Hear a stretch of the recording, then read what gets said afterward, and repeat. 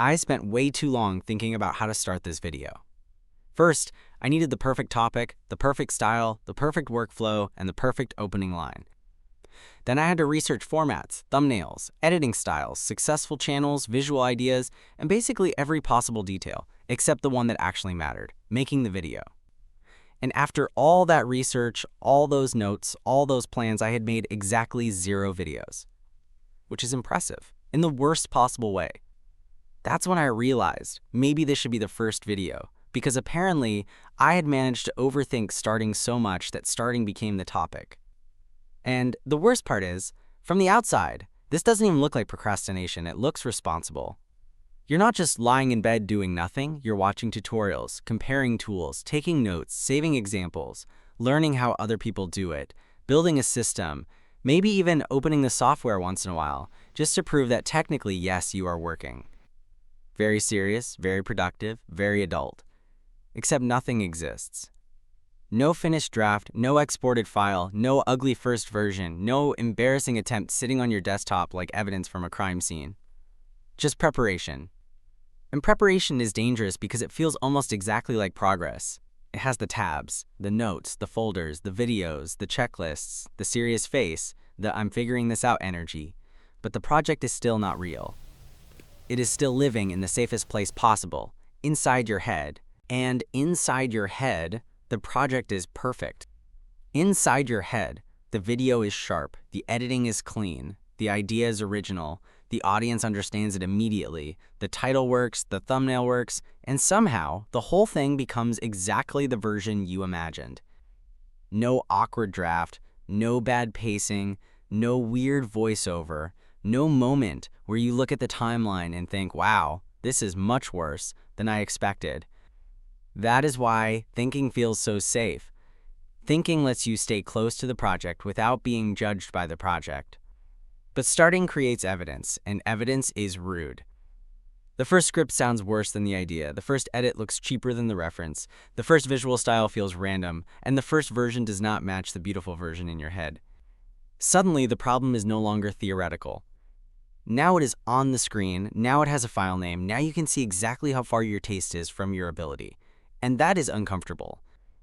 So your brain does something very smart, very sneaky, and very annoying. It says, maybe we should research a little more. Maybe we need one more tutorial. Maybe we need a better tool. Maybe we need a clearer niche, a better plan, a stronger concept, a cleaner system, a more professional workflow. Maybe we should not start yet, because if we start now, we might make something bad.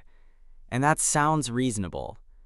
That is the trap, because at some point, research stops reducing uncertainty and starts protecting the fantasy. You are no longer preparing to make the thing, you are preparing to avoid seeing the first bad version of the thing. That is what I was doing.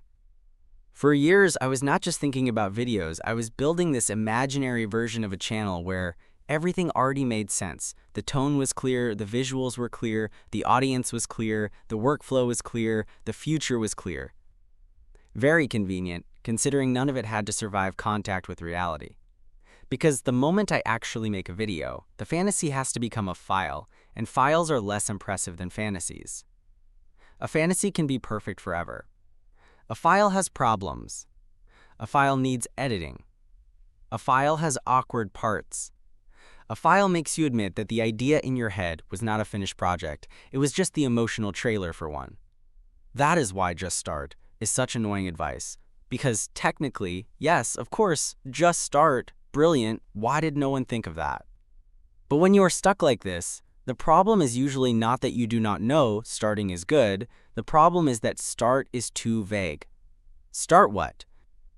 Write the whole script, choose the format, learn editing, find visuals, make the thumbnail, build the channel identity, understand the algorithm, fix your entire life, become a consistent person by Thursday. When the first step contains 50 hidden decisions, your brain does not treat it like a step, it treats it like a threat. So you avoid the threat by doing something that feels close to action but does not force you to produce anything real. You prepare, you organize, you research, you rename folders, you compare examples, you open a blank document, and then suddenly decide that before writing, you should probably understand the entire market. Very smart, very strategic, completely useless after a certain point. Because the first step is not supposed to solve the whole project. The first step is supposed to make the project exist. That is the difference I kept missing. I kept aiming at the final version, the channel, the style, the audience, the workflow, the perfect first impression. But you cannot jump to the final version. You need the next stone. Not the whole channel, one opening scene. Not the full visual identity, one temporary style that lets the video exist. Not the perfect editing skill, one cut. Not a content empire, one finished file. The first version is not supposed to prove that you are talented. It is supposed to prove that the project can leave your head and survive in the real world. That is it. Not impressive, not optimized, not scalable, not part of some 7-level productivity system with a dashboard and a morning routine and a fake sense of control. Just real. A script exists, a timeline exists, a file exists, a bad version exists. And once something exists, you can improve it.